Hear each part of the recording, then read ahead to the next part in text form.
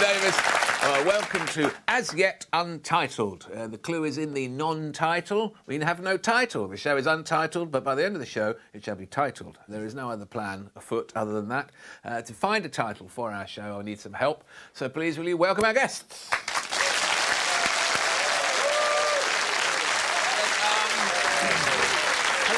Hello, welcome. Nice to see you all. So who do we have? We have Gemma Whelan is here. Gemma Whelan has a touchable bottom, but can't get her leg over. Gemma Whelan is here. I'll clap that. Bob Mortimer, nice to see you, Bob. Bob Mortimer knows the power of jambon.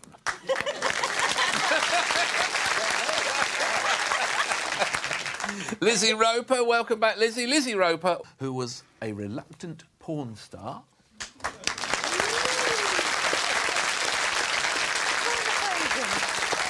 And Tom Rosenthal, welcome, Tom. Tom Rosenthal, whose own father doesn't recognise him.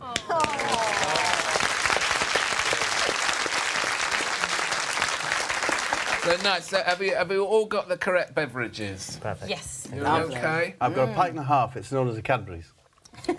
Is it? That's good, you see. Glass and a half, isn't it? Yes, of in course. Every bar. A pint and a half. Although the pint and a half is in dairy milk. Some people, you may prefer the flake and the chocolate button, which is actually not a pint and a half. I prefer it. It's less, yeah. I went to the Cadbury factory in Dunedin in New Zealand. Yeah. It's the principal tourist attraction in Dunedin. Anyway, it's put me off chocolate for ages. Why? Just this sort of general whiff of odour of making the shit. Have you been to the one in Birmingham? No. That's great. The Cadbury one in Birmingham. It's brilliant. Yeah, you get to ride a mini cream egg. Like, the way to get around is inside a cream egg. Is this a dream you've had? I think it might have been. No, I'm saying it out loud. Maybe it was. Oh, but it was a really good dream. I'd still recommend going. They have this weird thing in this place where they've got a kind of a water tower or something that was once used and is no longer used. And they obviously thought, what can we do with this thing? So they take you in it and then they drop a load of liquid chocolate from a great height down a hole. It sounds hot. And you watch this... That sounds quite logical. I was there doing a stand-up gig and I was with my two promoters and my tour manager. So we were 4 grown adults. And they went through the routine that they obviously normally do with schools parties. So they had us drumming on the side. Chocolate! And then it went like a massive bird shit. I just think, if it smells in factories that put you off, you should visit the Odour Eater factory, is what I'd recommend. Yeah. Just say it. The Odour Eater factory. Where they make Odour Eaters. Well, I mean, I've worked that out, thanks. Sorry, yeah. No, but you questioned it like No, that. I'm just saying Odour Eater. I was just repeating it to make it clear in my... In your A mind. lot of my things are dreams by the sound of things. I need to make sure it's out loud. Odour Do they Eaters are still very make real. Odour Eaters? Can you still get them? I buy them for my son, yeah. Really? How old's your son? How smelly is your son? Well, I make a scarf out of them. That's how smelly he is. How old is he? 18. Oh, yeah, they are Figures, smelly yeah. at that age, Aren't they just? Oh. It's a funk. It's more of a funk than a smell. Yeah, thank you. Yeah, I'll tell him that. It's a fun. He'll see it now, won't he? He'll feel great about himself. Aren't they a bit more hygiene conscious than we were as teenagers? Well, I don't know. I mean, don't they do male grooming and stuff? You were relatively recently 18, not long weren't ago, you? Sure, yeah. What year were you born in? Really? 1988. Oh, easy one. Don't mind that. It's actually my birthday tomorrow. Is it really? And how old are you going to be? I'm going to be 29. 29. Anyone wants to hang about? Are you celebrating that tonight? Do you think that you were smelly at 18? Yes. Were you conscious of smelling, but you just like, I'm owning it? Or were you just completely unaware? No, because I had the Lynx Africa. Of course you did. Yeah. Something for the ladies. Over the smell. So, bang that on, and then hordes of women would follow me, obviously. How did you apply it? Because in the adverts, they apply it in a diagonal, like a sash of Lynx, don't like they? A sash, like a Miss World why is sash. it done like a diagonal? Yeah. They just do a sash, right? To get the guns in, just it's get the gun whole show. bottle out and just put it on. You got to go for a bottle every wash. You just get a couple of cans Yeah. and do it like a spray tan, just stand in a booth. Isn't that when they got that Link's twist, didn't they? They got 2 cans kind of... that was a nightmare. Oh, OK. Disgrace. That was a real shock What was that? What was that? Yeah, it was 2 different kinds of Links. It was supposed to be double the power. Together. It was half at most. It was a disgrace. So, Gemma Whelan, you can't get your leg over? No. I find that hard to believe. Oh, thanks, Alan. So this, I do a show called Game of Thrones, and I play this You're in quite... Game of Thrones, aren't you? Tom likes it. It is quite big. Tom and one person. I think we My found bro. a stalker. My geeky bro. What are they called, Game of Thrones fans? Are they called Throners, Thronists, What are they Gamers? called? Throners? Virgins? I thought you were... Did you say virgins? Virgins. Sure. Many of them may be. So I play this tough kind of warrior character called Yara Greyjoy, and last season we had to film quite a lot in the North Sea. I'm showing up my geography. On the north coast of Ireland, that's the North Sea, isn't it? No. Or the Irish Sea. The Atlantic or the Irish Sea. OK, so the Irish Sea. I It's reckon, best to but- call Are you myself kind on of it, isn't off it? the coast, rather like than- Giant's Antrim, Causeway? yeah, Antrim. yeah. This is Antrim. I think that's the Atlantic, really, Yeah, coming down OK. there. But a cold ocean. Freezing. Yeah, a really cold Really ocean. cold. In the summer, they said, but it's still cold. And so we have to, in this scene that we're doing, we have to run down this lovely sandy beach and then jump into these sort of skiff boats and row away. And I have to stand up and look really tough and like, yeah, row, men, row. Because I command a lot of these tough sort of men called the Ironborn men. Have you got headwear? I'm imagining a helmet. No, there's no helmet. There's sort of strong plastic armour. Spoiler alert! It's not strong, heavy, squeaky plastic armour, and none of the kit is designed to get wet. But they've given you this sort of under wetsuit that's supposed to keep you dry, but everything's soaking and everything is sodden and very, very heavy. And of course, you do many, many takes. So anyway, the beach, as I say, is very, very sandy, up to the point where you enter the water, and then it becomes a treachery of rocks. I think that's probably the collective now. And then you have to run across these rocks whilst looking really tough, get into the boat, and then row off shouting your lines. And everyone's got to hit their point and hit their mark and sit in the right place. So we were doing this, and we'd done it quite a few times. Every single time, I could not get into the boat, which is where the leg over comes in. I'm sorry to disappoint you. But I couldn't get my leg, which was completely full of water, and my boot over the side of the boat to get in. So Alfie, who plays my brother in the show, he said, well, what I'll do is I'll pull my side of the boat up so you can get in your side, and then you'll be able to do it. So he was very generous to offer that. So it was action, we ran to get into the water, and I did just about, like, it's unusable because my face is literally, like it's just like childhood concentration jaw, you know? And I managed to get my leg in, but then one of the men has to help me, so he kind of hauls me in, and I sort of land sprawled on my tummy, totally not tough or ironborn or anything at all, fitting to the character. And then everyone has to sit down where they're told to sit down. So this Ironborn man sits on me because that's where he's been told to sit. So he sits on me and he's on.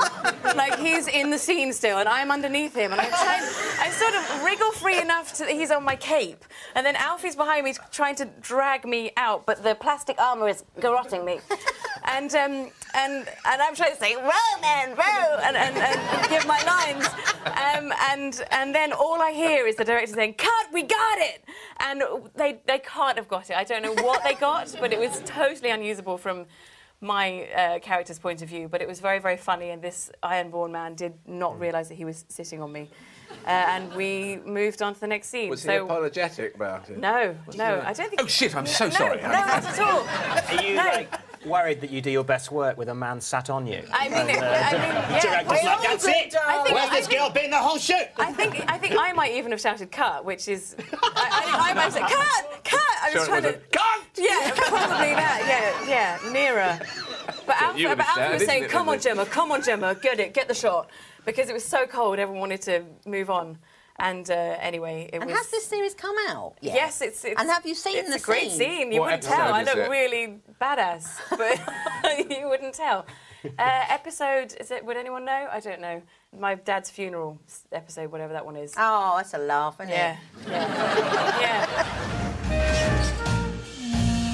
You can watch the rest of this episode on UK TV Play. And now for some extra stories that didn't make the show.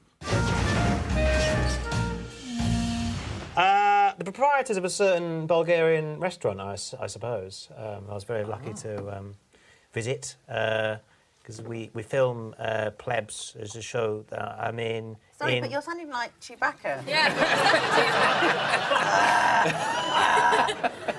No. Vocal burn. Or Edith Piaf gargling spunk. I'm delighted. We've got the title. Really right. Edith Piaf gargling.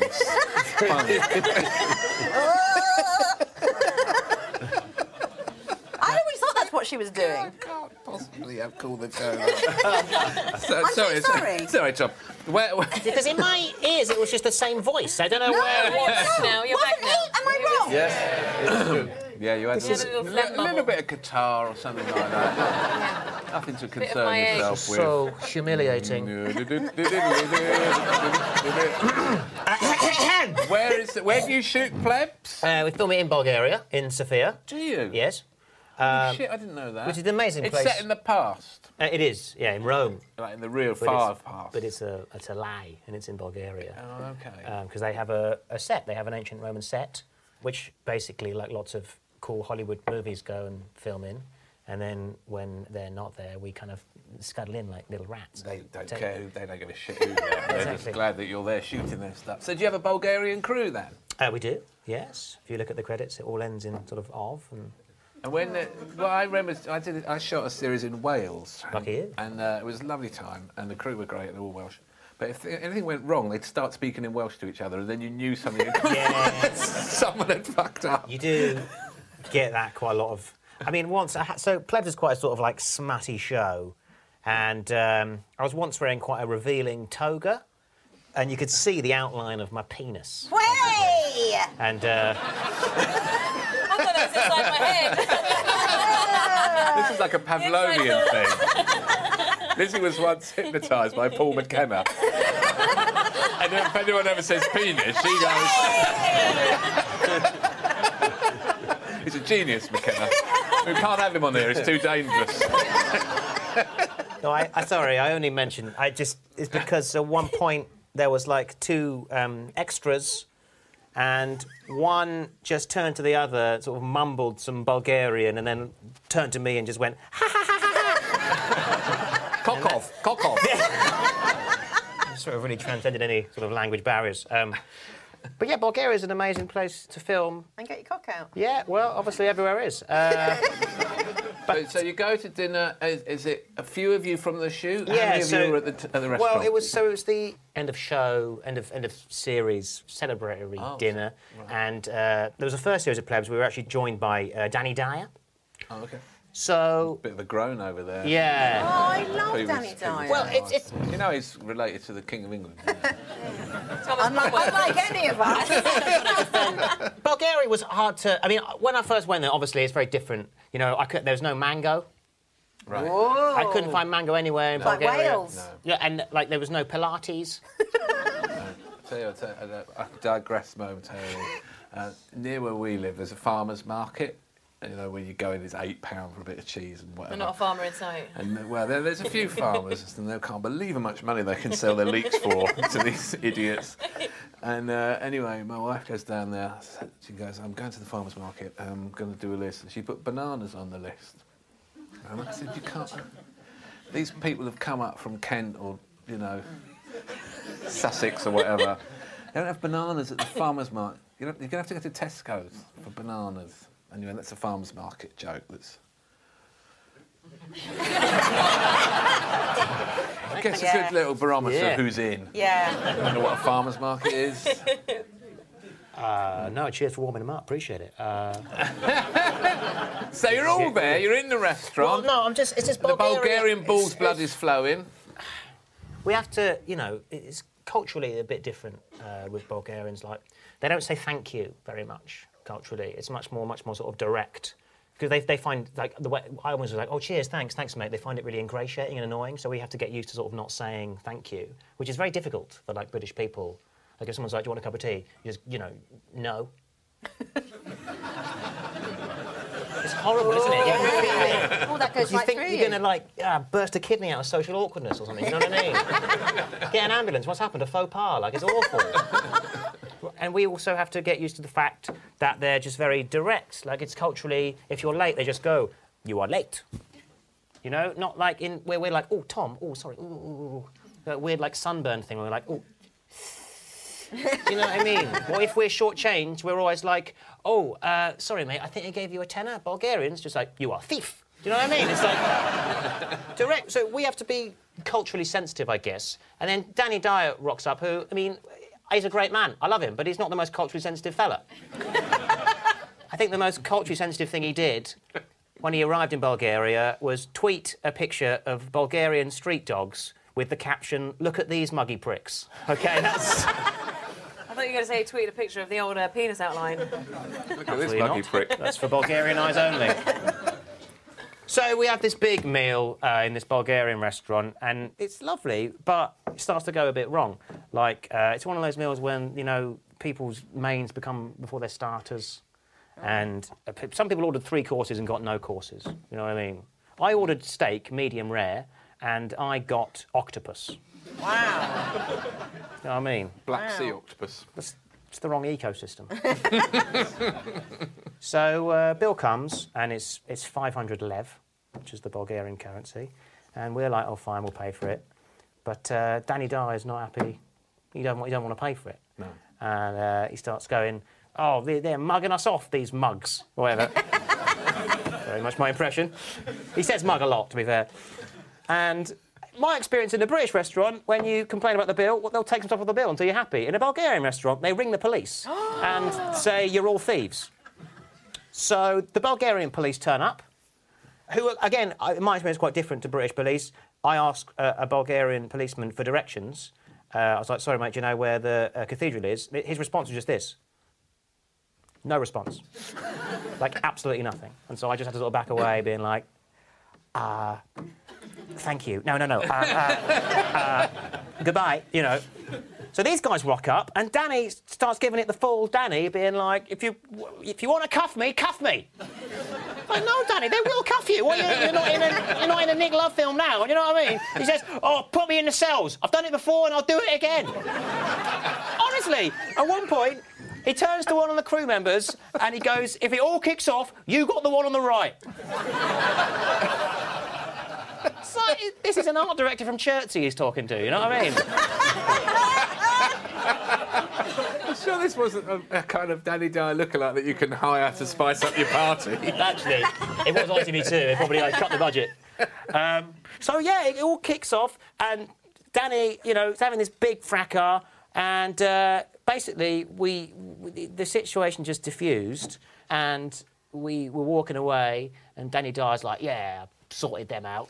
Actually, what happened was we just paid the bill in full. I actually think we paid a little bit more. We bribed the police, basically.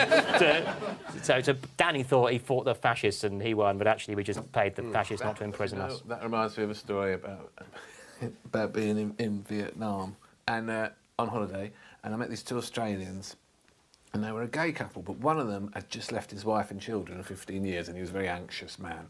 But he had this very nice, friendly partner, and when they go around and people come and say, you want to buy a scarf, you want to buy this, and he'd be really aggressive with them, and then his partner behind would buy everything that was on offer and squirrel it away. No.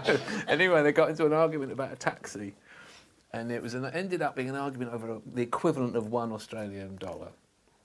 And the police were called, and because the police turn up, and all they see are 2 tourists arguing, and they immediately think, this could be lucrative. Yeah. And so you end up paying quite a lot more just to satisfy them. They've turned up. They need some dong, it is, in Vietnam. We need a bit of dong everywhere, don't we? I went to Moscow and I was in Red Square, and I asked a guard who's standing around looking serious if he'd take my photo in front of the thing. He just said no. It's scary. No, I'm on my own. No. You mind taking a photo of me? No. I did not say. Did you selfie? I'll go in the cells. Knock his hat off. I just remembered you talking about the currencies. At one point, Danny went, we'll give you 400 lev and not a penny over.